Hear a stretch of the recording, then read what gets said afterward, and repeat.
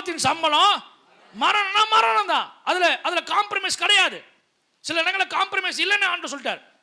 நீ வேதத்தை வாசிக்கும் போது அப்படி வாசிங்க. சில காரியங்களை ஆண்டவர் தன்னை விட்டு கொடுக்கவே இல்லை. தன்னை தன்னை தன்னை என்ன பண்ணல, 1% கூட அவர் இறங்கி கொடுக்கவே இல்லை. அந்த கர்த்தத்துவம், அந்த கனம், அந்த மகிமை, பரிசுத்த ஆவியானவரை எந்த இடத்துல விட்டு கொடுக்கவே இல்லை. சில இடங்களில் அதை விட்டுட்டாங்கன்னா தொலைஞ்சாங்க. தெரியுமா உங்களுக்கு?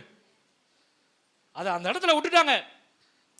ஊசா தாங்க கொண்டு வரான், நல்லதாங்க செஞ்சான், ஆனா ஆண்டவர் விட்டு கொடுக்கல.